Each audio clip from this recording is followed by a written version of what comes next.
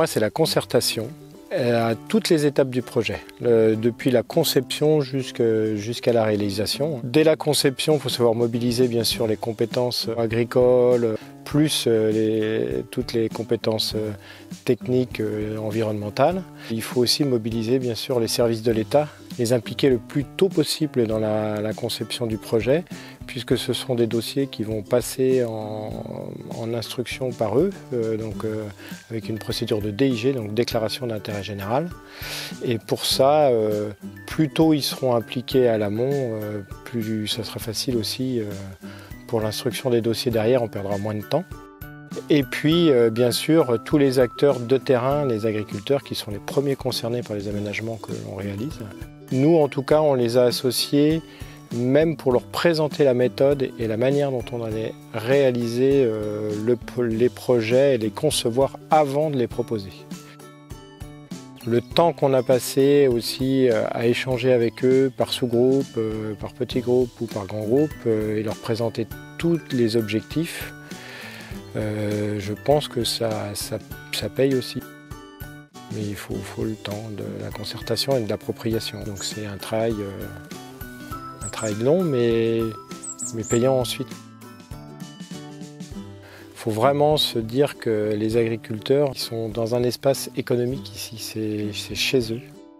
Donc ça veut dire que si déjà on prend ça en compte, on ne vient pas leur proposer quelque chose qui d'emblée va les bloquer sur ces aspects-là. Et on essaie au maximum de prendre en compte les contraintes qu'ils ont sur le terrain. L'idée principale, c'est que pour eux, ça soit presque transparent, économiquement. Autour du captage de ribou, nous avons un périmètre où on a des actions importantes qui ont un lien direct sur la ressource en eau. Sur une partie du territoire, l'ADC a racheté les surfaces aux agriculteurs et on a mis en place des bails agro-environnementales de façon à ce que ça soit porté de façon partagée entre les agriculteurs et l'agglo du Choletais.